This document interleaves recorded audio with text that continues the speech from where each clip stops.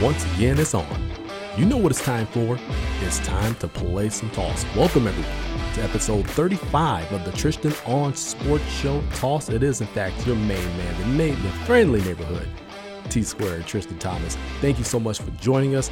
Let's jump right into things. Let's not waste any time. Let's get into state of the state, and we have to start with your second place Milwaukee Brewers.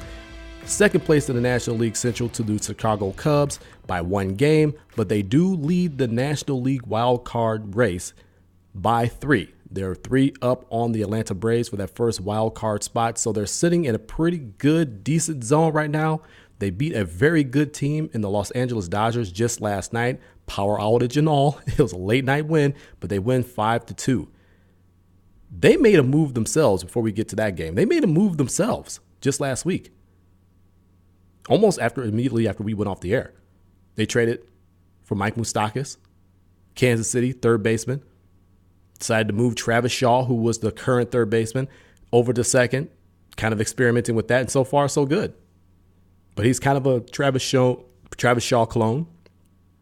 Almost. They both hit, in the 240s, 250s. They both have shown some power, 20 and 19 home runs apiece, 60-plus RBI. I felt it to be a really good trade. Moustakas is a competitor. He's a guy who's won a World Series with the Royals. He's a guy who has been teammates with Lorenzo Cain, who also won a World Series with the Royals as they were teammates. So it's a really good move. It brings even more veteran presence into the locker room. It brings another run producer into that lineup, which is what you want. Your defense may suffer a little bit if you're the Brewers because you have Shaw at second, who is not accustomed to playing at second. But so far so good with that experiment. You put a little bit more thump into that lineup, which has been a bugaboo all year long. And we've discussed it right here on Toss. It's been a bugaboo for those Brewers. They've been shut out more times this season than they were all of last season. And we're not even done with this season yet. You still have a full 2 months before the season's over. So it's imperative that you start putting runs on the board, especially as you get late into the season. The games become bigger, especially when you're 1 game behind first place, when you're 3 games up in the wild card. Those are not really comfortable numbers. You're in prime position to make postseason, but you want to absolutely clobber your competition to make sure that there is no doubt that you do, in fact, make postseason. But back to the game last night, you really saw the bullpen really stepped up. And you really saw a prime example of the bullpen shortening the game for you. Freddie Peralta, the young phenom, he came in. He had a short start. He had a very short start. I believe it went 4 innings. Threw close to 100 pitches. It was a really, really short start. He just could not drop that curveball for strikes. The fastball was just not locating. It was really a labored start for him. And hitters kind of took advantage of him. And to his credit, he only gave up 1 run. He only gave up 1 run despite all the pitches that he threw. Only 1 run on the board. The Brewers got on the board really early. 1-0 before that power outage. Eric Thames comes in with the 3-run home run. You get another run later on in that game. But to give up 1 run when you have that many base runners, and when you look at that lineup of the Dodgers, who has some pretty good thump themselves, to limit it to 1 run was just good for him. But the bullpen comes in after a short start by the starter. You got guys like Hader, who we'll discuss him a little bit later in the toss sweep. You got guys like Joakim Soria, Corey Knebel, Jeremy Jeffress. Those guys really came in and did the job. They really picked up the starter. They picked up that slack. That's, again, shorters having short starts. That's not exactly a good thing. But when you have a bullpen that the Brewers do have, you could kind of survive those things. Now, you don't want to do that all the time because you don't want to burn those arms out. But it's a prime example of the bullpen really picking up the team, picking up the starter after a short start, which is exactly what you're going to need if you do, in fact, make postseason. Postseason games are won in that bullpen. We've seen an increasing trend of starters not going very long in postseason games, and it's not because they can't. It's just a managerial decision. Look, we're going to need you, if you're the ace of the staff, possibly twice, maybe even 3 times this series. We're going to try to save as many pitches in that shoulder as we possibly can for you and let this bullpen pick us up. And of course, you're not going to start your entire rotation in the postseason. You're going to have, a rotation of 3, maybe 4 guys. Most of the time it's 3. You shift some of those starters to that bullpen. They could give you some good stuff. So you have the wiggle room to kind of play that way. But as of late, over these past few years, you've seen that those games are won in the bullpen. Who you bring out of that bullpen, how you're able to shorten that game up, that equals wins in the postseason. And of course, your defense has to be there. Timely hitting has to be there. But I think the Brewers have shown that they have the bullpen to be able to win in postseason. I think they really do, especially going to pick up Joakim Soria, who's a former all-star closer for the Royals, for other teams.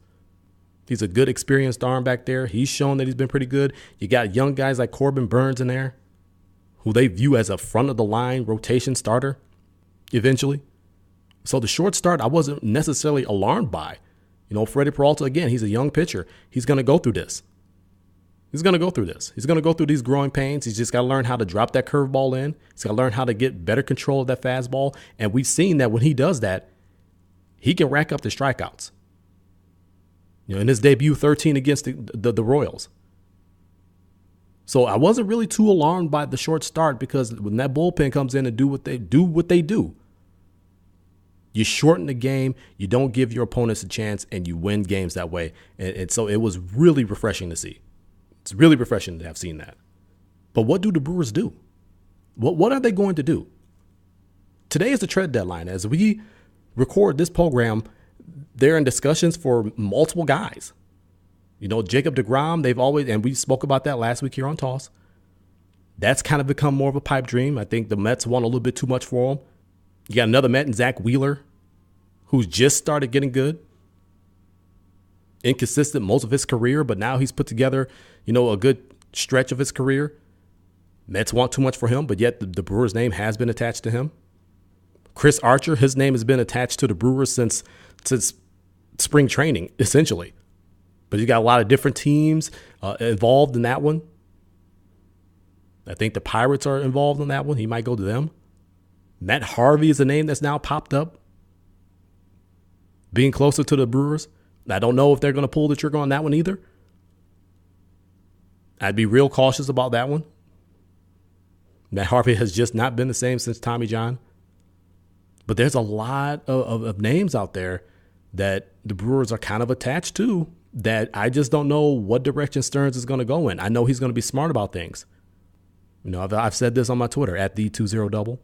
Stearns is all in on this season, but he also has an eye on the future. He's willing to give up prospects for players that are going to help now and in the future, but he's not willing to mortgage the farm on guys that will be a rental, which is one of the reasons why they didn't end up with Manny Machado. And some people are still sour about that. I have no idea why. Why would you be sour about that? You need to think about the future. We live in such a microwave age that people want things now and they want it piping hot. But the thing is, you can't always have it that way. You have to think about the future. That food you just pulled out the microwave, it may not be good for you in the long run. It'll satiate your hunger now, but in the long run, you're probably going to be paying for it. Just the same way that David Stearns views the Brewers. He has a long-term vision, and he's not going to give up big pieces that he deems necessary for this team's future and success in the future to go and get a guy who maybe towards the end of his career, a guy who is going to be here only for the next few months and he's going to be on his way. And you end up with nothing. So it's going to be really interesting to see if the Brewers find a player and a package that they're willing to send to that team for that player that suits them and that can help them. Again, they're in the running for a starting pitcher. Gio Gonzalez is another name that popped up. I'm shocked that Bryce Harper is being put on the market, but then again, I'm kind of not. He's probably not going to re-sign with the Nationals. He's going to go and sign for big money. Probably won't get as big of the ridiculous $300 and $400 million contract they were talking about before this season. Guy's batting, 216? Yeah, he's got some pop in his bat, but if you can't put bat to ball, what good are you? It's kind of the way this year has gone for him. So they're trying to get as much as they possibly can for him. But don't look for the Brewers to try and pick him up. Don't even look for the Brewers to look the Nationals' way for him. They have looked at the Nationals for Gio Gonzalez. And again, as we record this program, nothing has transpired. The deadline is closing because it's closing in. It's very near. Every team's in a hurry to get things done, especially those that are within striking distance of postseason and the ones that are currently in position for postseason. It's going to be really interesting to see if David Stern stays pat with the squad that he has now, or if he's going to bring in an impact pitcher, an impact fielder, whatever the case is. It's going to be really interesting, and we don't have that much longer to wait as we record this program. Trade deadline is today in mere minutes. Mere minutes. So I'm looking for my phone to start buzzing and seeing what's going on, but nothing yet. So nothing significant has happened because my phone ain't going off. So we'll just wait and see. We'll wait and see. Now, usually I'm transition on to either the Brewers or the Packers, or excuse me, the Bucks or the Packers. There's no significant news from the Milwaukee Bucks this week other than they named the arena finally. And it's a name that we all knew months back, that even though they continuously denied it.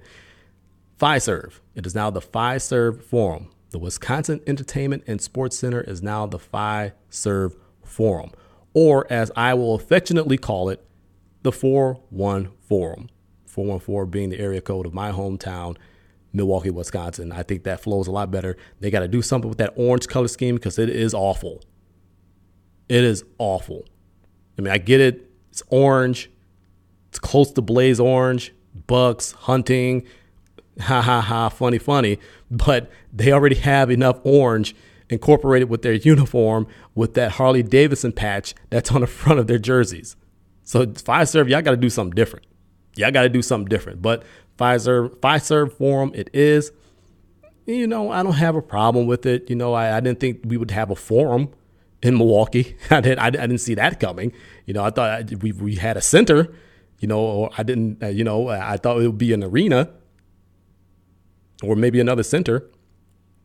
I didn't think we'd have a forum. That's something different. So that's really the only big significant news for the Milwaukee Bucks. I mean, again, they're in off-season mode. Chris Middleton, he's doing his thing with the United States basketball team, and I'm hoping he makes it. You know, I'm hoping that people really start taking him seriously and understand the work that he's been putting in. Guy's one of the better players in the NBA. He does not get credit for it. Does not get credit for it. But that's it for the Bucks, man. Not too much there. So let's move on and keep this train rolling. State of the state. And let's move to the Green Bay Packers, who are deep in training camp. Deep in training camp. And there have been some injuries already.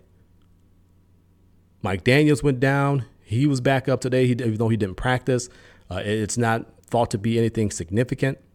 Aaron Jones, he went down. He's got some hamstring tightness. He'll be back in a couple of days. So that's not super significant, but it's something you definitely have to monitor. We all know how those hamstrings come along. The two bigger injuries that happened yesterday. Kentrell Brice, who is being viewed as the starting safety alongside Clinton Dix. He went down, and it looked pretty bad. He got carted off the field. But he was back. He even got onto the field. Although he did not practice, he was in a cap and a shirt. It's not thought to be serious, but they don't know. They're going to wait. Swelling has to go down, and they'll reevaluate it after that. The biggest injury so far that we just are waiting for word on what it is, and we all believe it to be pretty significant, is Packers inside linebacker Jake Ryan. Tackle machine. Went down, and you knew as soon as he went down, it was bad. He was just screaming in pain.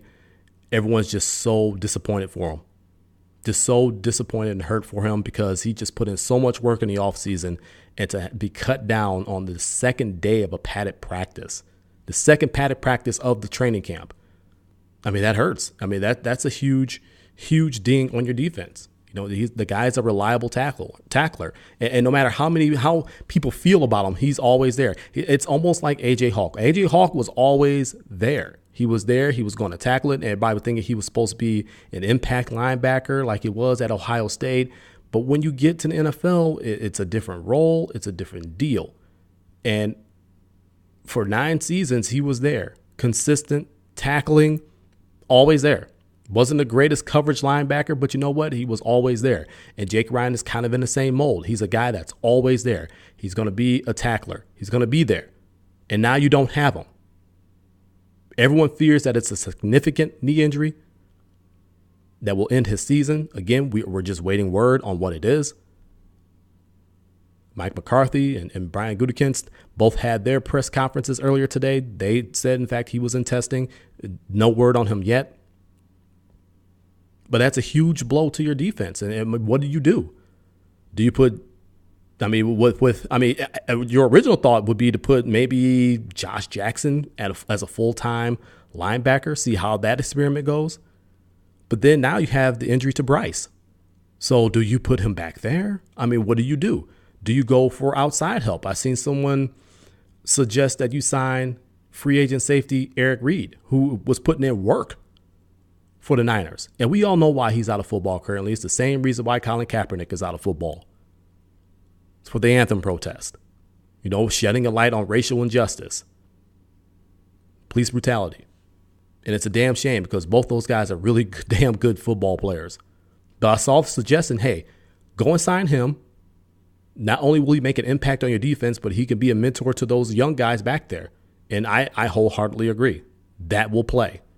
Do I see the Packers doing that? Who knows? If it was Ted Thompson, no. But Ted Thompson is no longer at the helm. It's good. Does he do that? I don't know. Do you see how significant this injury is for Bryce? And you just take it from there. Hopefully it's not significant enough to where it puts him out for the season. I'm not that high on Bryce, but he does have some talent. I think we'll see who he truly is in a different system other than Dom Capers. This year is going to be telling for a lot of guys on that defense now that Capers is gone. You're going to be held accountable for your assignments. You're going to be held accountable for missed assignments, for good plays, for bad plays. You're going to be held accountable, which is one thing that's been missing under Capers for so long. It's a different scheme. You're really going to see who can play, who can't on that defense. It's going to be a telltale story to this season. Something to watch. So you're obviously concerned about injuries any time of the year, but especially training camp, because you don't want things to derail before they even get started. But one thing people are blowing up in training camp, and it blowing up to it being more than it actually is, interceptions by Aaron Rodgers. At my last count, he threw 7 of them. Am I concerned? No. This is not doomsday for Aaron Rodgers. This is not Aaron Rodgers' skill falling off a cliff. This is none of that. First of all, it's training camp. You're putting the work in to get better. It's elongated practice. It's what it is. If anything, this says great things about that defense. It says great things about that defense. If your defense is out there ball hawking on the best quarterback in the world, and I don't give a damn who's your quarterback, there's no quarterback in the NFL currently better than Aaron Rodgers. Don't care who it is. You got a problem with that, you could tweet me at the 20double, at the 20double. There is no better quarterback than Aaron Rodgers, period. And that's not because I cover these guys. It's not because I live in the shadows of Lambeau Field. No. Check the tape. There's nobody better. There's nobody who could do more, both mentally and physically, at the quarterback position than Aaron Rodgers. So if you're picking this guy off multiple times, granted, again, it is training camp, but it does bode well. You're doing something right. That defense has got to be improving. Guys must be getting a hold of that Mike Pettin scheme.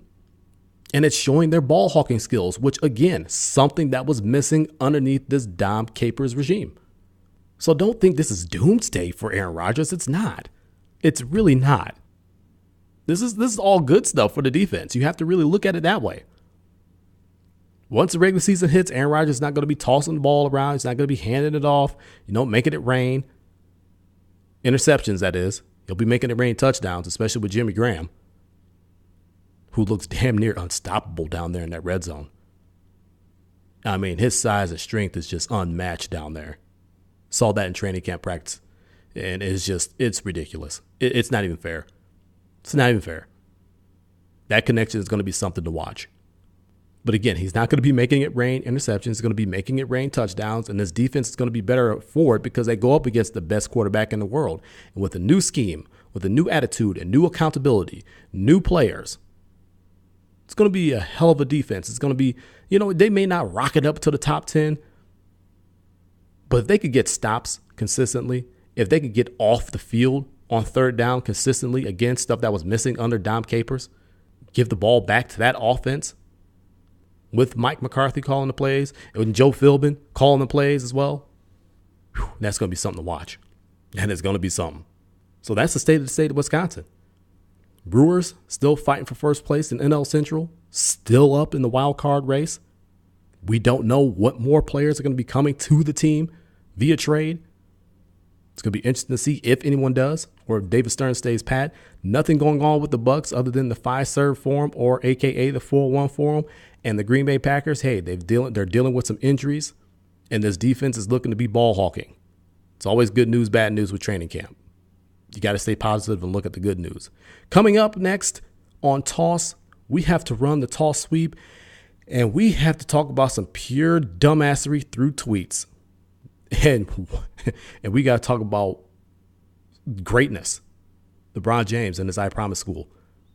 All that coming up next.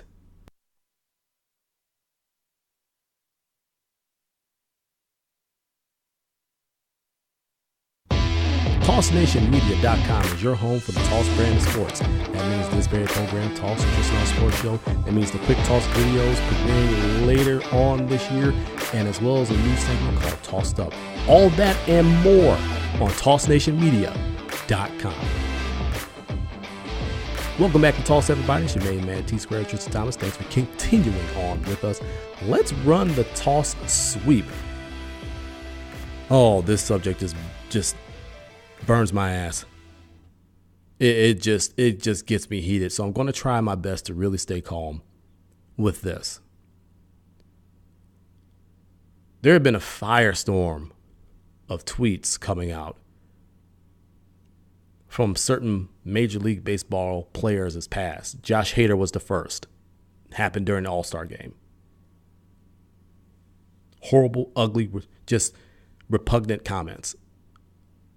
Now you got two new fools to the fray. Sean Newcomb, Trey Turner of the Braves and Nationals respectively. Pitcher and shortstop or whatever the hell position he plays. Am I the only one sick and tired of this? And I'm not sick and tired of this from the dumbasses out there that only complain about the tweets being brought up. Let's get something straight. If you didn't want to face the music for something horrible, maybe you should have not done something horrible. The problem is not somebody going to look for the tweets. Oh, why are they bringing those tweets up? Who has the life to sit there and sift through people's tweets and just find the negative stuff? Get a life. No. Maybe people shouldn't be saying those horrible things that have no place in society. And if you have a problem with someone finding these tweets and putting them out there, if you believe that's the problem, I believe you agree with what's being said in those tweets. And you're just as disgusting. The content of the tweets, and I'm not even going to repeat them right here because you can go and look them up and they're all disgusting. They're racist. They're homophobic. They're misogynistic. There's no place for it. Not in sports, not in life. The thing that really, besides that, just pisses me off is the excuse that, oh, I was young. I was young when I put that out there. We all do dumb stuff when we're young. I'm sorry, not sorry, because I've never done any idiotic bull like that when I was young. Doing something dumb when you were young means lying to your mom that you're going to go to your friend's house to study when in actuality you were going to a party that she told you couldn't be going to. That's dumb. That's something stupid. Taking the car after your parents told you not to when you're a 16-year-old driver who doesn't even have their driver's license yet. That's dumb. That's being young. That's stupid.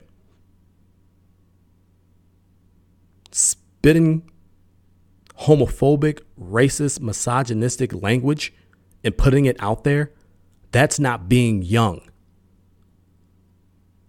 That's being racist, homophobic, and misogynistic. And if you can do all of those things, you cannot use the excuse that you're young. And the bad part is, I believe with Newcomb's tweets, he was 18. You could go to war and shoot bazookas, throw grenades, shoot guns, blow up bombs at 18. At that point, you grown. You could vote for the president of the United States. At that point, you're grown. That's not being young. That's not being dumb. That's just being disgusting. That's pure dumbassery. And of course, all three of them came out with the same apology. Oh, I'm sorry. I was young. It's not a reflection of who I am today. Well, who are you today? How have your views changed? When did they change? What are you doing to change other people's views? See, I never hear about any of that. And granted, yeah, on the Brewers, his teammates came, Lorenzo Cain and Jesus Aguilar and guys came out and supported him and whatever. There's a disgusting standing ovation that some people in Milwaukee had, which was just flat out embarrassing and just made me just sick to my stomach. Couldn't even watch the rest of the game. I was done with that. And that's fine. They know him one way, but do you know him all the way? How do I know that he doesn't feel that way still? See, when you bring out comments like this that were made by you, I don't give a damn how long ago you said this stuff. I don't care how long ago you tweeted this stuff. You did it. You said it. You pressed send on all this. You had time to sit there and look at what you wrote and think about it. Maybe I shouldn't send this. Maybe I'm just discard this. But you didn't. You pressed send. That's not a case of being young and dumb. That's just pure dumbassery. That's pure racism.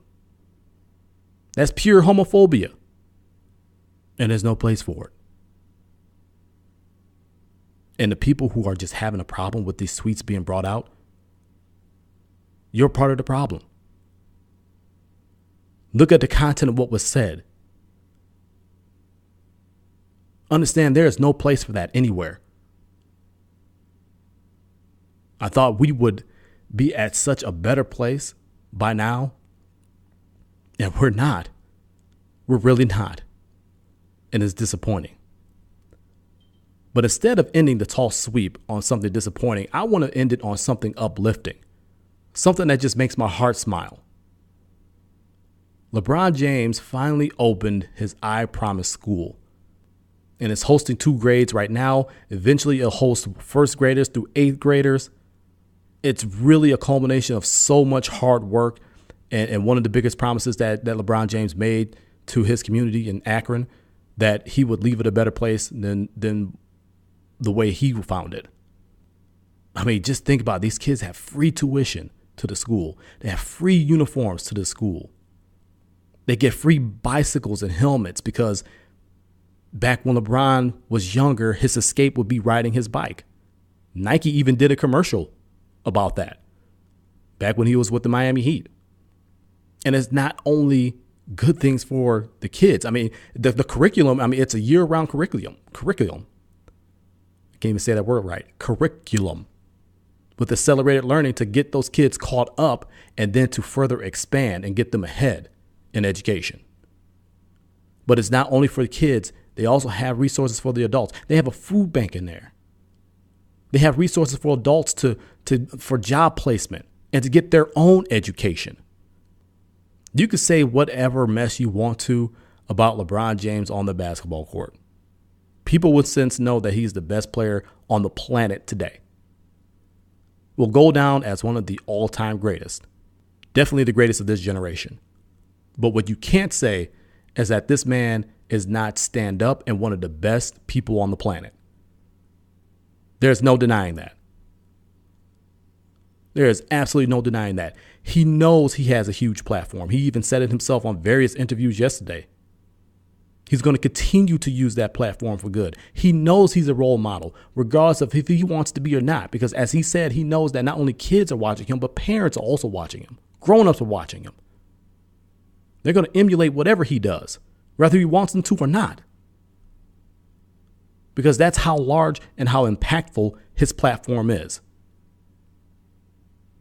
And he is using it to create better opportunity, better education for so many kids and so many of their parents who deserve it.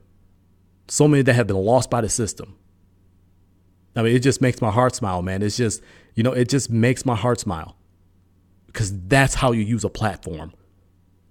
That's how you enact change. He doesn't just talk about it, he walks it. It's going to be so interesting to see what kind of world leaders and what kind of special people come out of this school as a result of the opportunities they're being given and the resources they're being given, and how they're going to take advantage of that. And you hear these success stories years down the line. So not that he needs it, but LeBron James, you got the T-squared seal of approval. You're a great human being, and I appreciate everything you do with your platform. I really do, because there's so many people out there who are scared to do it on that level or don't know how. But you're being a leader, and you're teaching everyone how to do it. And I commend you for that. This is Toss.